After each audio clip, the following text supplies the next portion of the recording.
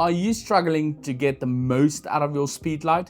In this video, I'll be sharing 6 pro techniques that will help you maximize your Speedlite's potential and capture stunning photos. So the one thing I see photographers battle with their Speedlites is the amount of battery life they get from their Speedlites. They just don't last.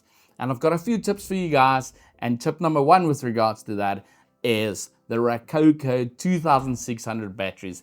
Great value for money, and I'll link them down below. Then we get to the second one, and that is shooting TTL versus manual mode.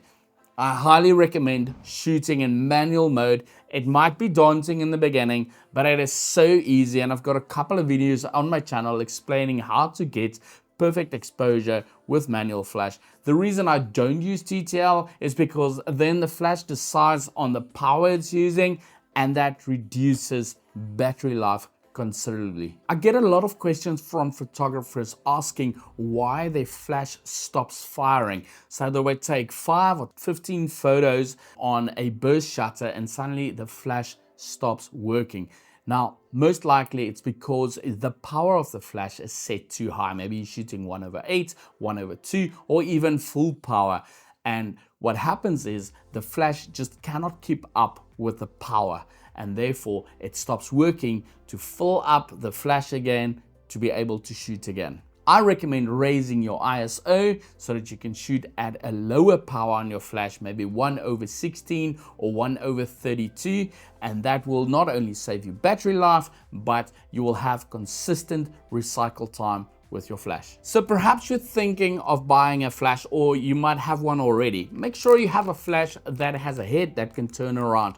Nothing wrong with pointing it at your subject, but I do recommend experimenting a bit, maybe turning it, bouncing the flash off the ceiling, bouncing it off a wall, or even a mirror to make your photos stand out and get a softer, buttery feel. I have a couple of flash videos on my channel, and I'll link them down below. So I recently learned a really cool camera setting that helps you with your flash.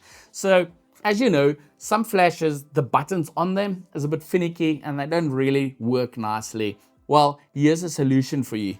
If you go to your menu settings and you go to customize buttons, you can customize a button on your camera to go directly to the flash function settings.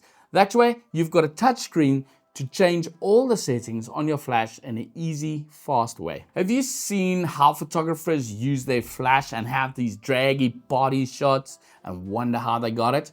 There's 2 ways. You can either use first curtain sync or second curtain sync. I prefer first curtain. So the difference between the two is with first curtain sync, the flash goes off and you move your camera because you're using maybe a 1/15 shutter speed. With second curtain sync, you're going to move the camera and then only the flash will go off, which the result is really not that great. Using first curtain sync, you can easily pop the flash, it will freeze your subject, and then move it to get that draggy shot. So speaking of first curtain sync, editorial flash techniques are currently very popular. Check out this photo. And to help you to achieve this look, check out this video to learn 2 epic flash techniques pros use.